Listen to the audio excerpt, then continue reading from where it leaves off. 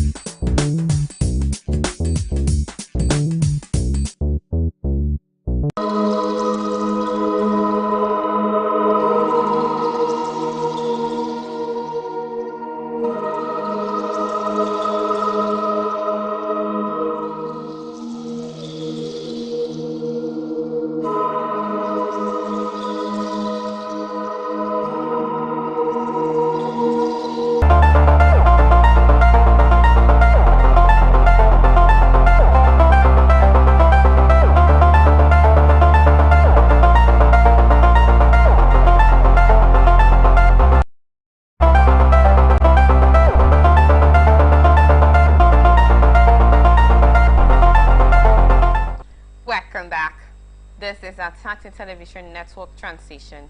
Now the rest of our stories.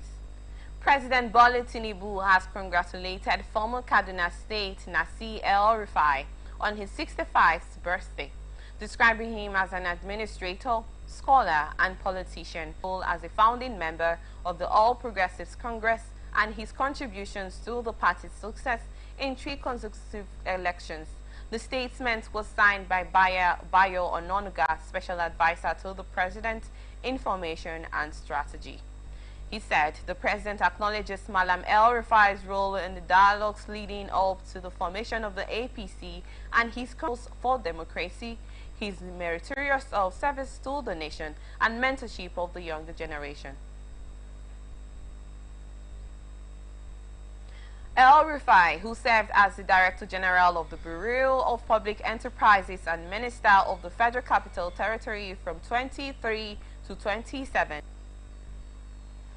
House of Representatives has advised the public to be guided against 3 of its members by cryptocurrency giants Binance before taking a position on the matter.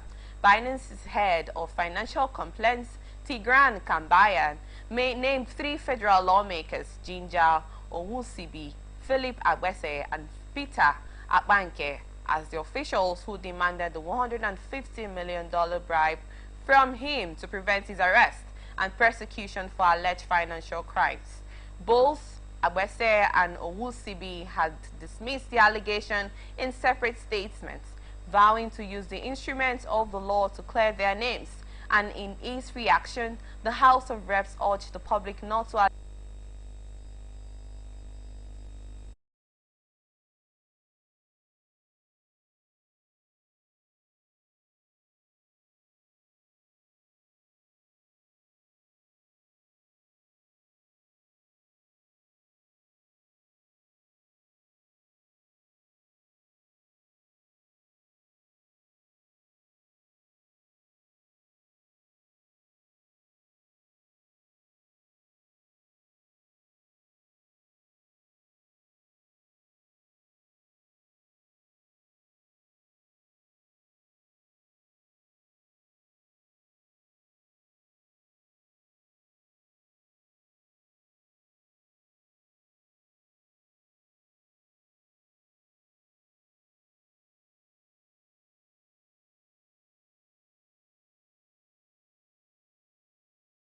recycled claims targeted at Nigerian institutions and public servants. A statement signed by its spokesman, Akin Rotimi, the parliament said the allegations, which have been previously circulated last year, are directed at individual members, not the institution itself. Retired Joint Task Force Commander Ismail Tanko Wudiwala Lawa had responded to claims by U.S. lawmaker Scott Perry that United States Agency for International Development. This is coming after the U.S. Congressman Scott Perry had alleged that U.S. aid was providing funding to terrorist organizations, including Boko Haram. The Republican politician representing Pennsylvania said in the inaugural hearing of the subcommittee on the efficiency last week, and U.S. aid has recently been put under intense scrutiny, particularly from President Donald Trump's Department of Government Efficiency, alleging that it was mismanaging and wasting U.S. taxpayer funds. Dr. Wudi Lawa also pointed to visible signs of foreign involvement in Nigeria's security crisis, particularly in the tactics and operations of Boko Haram terrorists, and highlighted that the insurgent possesses advanced military training, sophisticated weaponry, and other forms of support that could only come through external partnerships. He claimed that captured insurgents have been found with foreign currencies, and there have been repeated allegedly supplying weapons and other resources to terrorist groups, and called on both the Nigerian government and the public to remain vigilant, consulting with stakeholders before arriving at a new date for the meeting of the National Caucus and National Executive Committee, which were called off last year. The crucial sessions of the two statutory organs of the party are expected to be chaired by President Bola Tinubu and would also have Vice President Kashim Shettima and former President Muhammad Buhari in attendance. Also expected are past and present APC governors, former and serving Senate presidents, speakers of the House of Representatives of the party, state party chair, the National Working Committee, and other stakeholders, while the NEC and caucus meeting would have been the past leaders and party bigwigs since Dr. Abdullahi Ganduje became the national chairman of the APC. The two political sessions earlier scheduled for September 11 and 12 last year in Abuja, however, called off and no reason was given for the while the National Publicity Secretary of the APC, Felix Moka, has assured party members that a new date would be announced later. However, 5 months after it was called off, and concerns have been raised over the ruling party plans to reschedule the NEC meeting. National Secretary of the APC, Senator Ajibola Basiru, explained that a new date would soon be announced. Commander of the National Safe Schools Response Coordination Center, Assistant Commandant Rabiu Muhammad, has expressed concern over the poor attitude of many state governments towards securing schools in the country. Muhammad highlighted adequate response by state authorities in tackling the increasing threats of insurgency, kidnapping, and other security risks faced by students and while the federal government has taken steps to address the issue through the Safe Schools initiative, that the lack of action from state governments remains a major challenge. According to the commander, while some states like Jigawa, Kano, Nasarawa, Benue, Sokoto, Rivers, and the Federal Capital Territory have made progress in setting up security centers, many others have not made adequate provisions for school security. The commander argued that this negligence made schools easy targets for insurgents and kidnappers who were becoming increasingly brazen in their attacks, and also criticized the failure of several state governments to prioritize school safety in their budgets. Joint Admissions and Matriculation Board examination towns for candidates taking the Unified Tertiary Matriculation Exam or the optional mock examination. JAMB spokesman Fabian Benjamin, who disclosed this in a statement on Sunday, verification became necessary as 90% of the optional mock exercise across the country have been filed, leaving only a few states with available slots. According to him, JAMB has observed unusual preferences among candidates regarding their choice of examination towns, likely in an effort to participate in the optional mock examination, adding that the notice is aimed at advising candidates against desperately selecting examination towns, only to later accuse the board of assigning them to examination towns that are far from their residence, towns, or states. Benjamin said the board does not want to be overstressed, saying the mock examination was only meant to give deserving candidates the opportunity to express the CBT environment and enable the its facilities. The JAMB image maker urged candidates to choose their examination towns consciously with travel logistics and convenience in mind. Experience on examination day. The board allocates mock exams candidates to select based on the availability of mock examination centers, and once a town's capacity is reached, it will no longer be available for selection. And now to some business reports. Socio-Economic Rights and Accountability Project has given the Central Bank of Nigeria a 48-hour ultimatum to reverse the newly announced hike in automated teller machine transaction fees, calling it unlawful, unfair, unreasonable, and unjust. In an open letter dated February 15, 2025, signed by SERAP Deputy Director Kolawole Oluwadere, the organization urged CBN Governor Layemi Cardoso to immediately, adding that it would worsen the financial hardship faced by Nigerians, particularly low-income earners.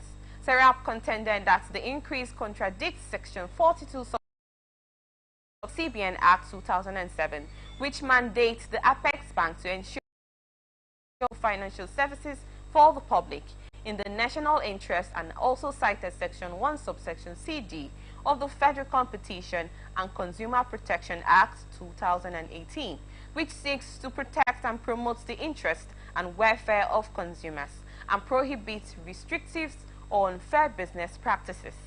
The organization argued that imposing exorbitant fees at a time when many Nigerians are struggling economically is manifestly unfair, unreasonable, and unjust, and warned that the policy creates a two-thirds financial system discriminating against economically vulnerable citizens who may not afford the extra charges. Serap demanded that the CBN reverse the decision within 48 hours of the receipt and all publication of its letter or face legal action. Federal government has engaged the Wallace loan to strengthen Nigerians' health security infrastructure. According to the World Bank, showed that the loan, which is under consideration, will be implemented by the Nigeria Center for Disease Control, with the Federal Ministry of Finance acting as borrower on behalf of the federal government. The program's primary objective is to enhance regional collaboration and strengthen Nigeria's health systems to deal with emergencies, and falls within the World Bank investments in health, nutrition, and population sectors across Western and Central Africa. According to the Environmental and Social Review summary of the project, HISEP will expand molecular laboratory capacity, upgrade primary healthcare centers, establish emergency operations centers, and construct warehouses. It will also deploy mobile laboratories and install water, sanitation, and hygiene facilities, alongside solar support systems to support health infrastructure improvements, adding that the initiative comes as Nigeria strengthens its public health infrastructure following lessons from previous outbreaks, including COVID-19. If improved, the loan will support the NCDC in improving disease surveillance, with its GDP per capita plummeting by 72.35%. Data obtained from the website of the International Monetary Fund indicated that Nigeria's GDP per capita declined from $3,022 in 2014 to just $835.49 in 2024, signaling a sharp contraction in the average economic output. The IMF data showed that real GDP growth, which measures economic expansion adjusted for inflation, stood at 6.3% in 2014, but has dropped to 2.9% in 2024. The economic crisis has been exacerbated by policy reforms initiated in 2023 under President Bola Tinubu, who is currently in Ethiopia for the African Union Summit, just a week after visiting Emmanuel Macron in France. Nigeria is also struggling to meet its oil production targets under the Organization of Petroleum Exporting Countries, limiting foreign exchange earnings, while Tinubu's efforts to stabilize the economy have not yielded the desired results, despite claims by his political allies that there were signs of growth. The National Bureau of Statistics plans to rebase the country's GDP and Consumer Policy Index by January 2025, a move aimed at providing a more updated economic assessment, adding that adjustments to economic indicators could create a misleading impression of progress. Still ahead on international tidbits. Ukrainian Prime Minister Denis Simlyal on Sunday says Russian drone strikes damaged a thermal power plant in Makhlov, southern Ukraine overnight, leaving at least 46,000 consumers without heating as temperature plunged below freezing. Writing on Telegram Messenger app, Shimyal said the attack was done deliberately to leave people without heat in sub-zero temperatures, and create a humanitarian catastrophe. Russia attacked Ukraine with 143 drones overnight, but Ukrainian military said it had shot down 95 of them, while 46 did not reach their targets. According to Ukrainian officials, at least one person was injured in the overnight attacks, which also damaged houses in the Kyiv region. Reacting to the attack, President Volodymyr Zelensky urged Western alliance to give Ukraine more air defenses, with Russia now holding 20% of Ukrainian territory and slowly advancing in the east as Moscow's full-scale invasion nears its third anniversary. Zelensky cited data showing that in the past week, Russia had unleashed about 1,220 air bombs, over 850 drones, and more than 40 missiles into government-controlled areas of Ukraine.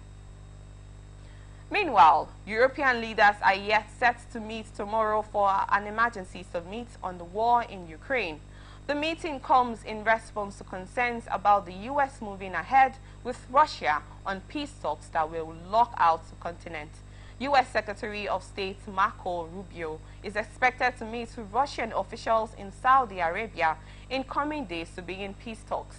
This comes just days after U.S. President Donald Trump spoke on the phone with Russian President Vladimir Putin to discuss the state of the war in Ukraine, while Ukrainian President Zelensky said he will not receive an invitation to those talks and has repeatedly said he will not accept any bilateral deal agreed by the U.S. and Russia. Polish Foreign Minister Radoslaw says European countries will not create one unified army in response to threats from Russia. The Ukrainian President Zelensky had earlier called for the creation of an European army, saying the continent could no longer be sure of protection from the United States and would only get a respect from Washington with a strong military. When asked about the possibility of the creation of an European army, Sikorski said they would be careful with the term because people understand different things, adding that the European Union was being run from New Delhi to clear the rush of devotees. The governor of the Capital Territory, Delhi, Veena Kumar Seksan, said disaster management personnel had been told to deploy. Star Timini Ebosun says musicians don't support the movie industry as much as actors support their music, adding that he wished musicians have a close relationship. Over the years, a lot of musicians have featured in Nollywood movies and several actors have also released their own music, with some of them collaborating with musicians. Some actresses have also been featured as vixens in music videos. Now into sports news. Manchester City boss Pep Guardiola has hailed line. He made an instant impact in the hearts of Man City midfield alongside Gundogan. Ruben Amorim of Manchester United has come up with detailed information about his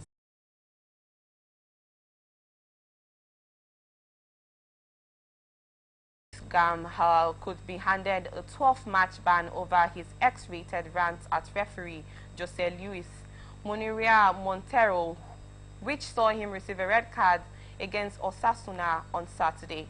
Montero gave Bellingham his matching orders in the 39th minute of the game for using foul and abusive language, but the England international is adamant that he was not abusive towards the official. It remains to be seen whether Madrid will appeal to the red card to be overturned. However, the Spanish FA's disciplinary code stipulates that any player guilty of insulting, offending, or addressing the main referee, assistant, fourth official, directors, or sports authorities in offensive terms or attitudes will be punished with a suspension of 4 to 12 matches. If that ban is enforced, Bellingham will miss Madrid's La Liga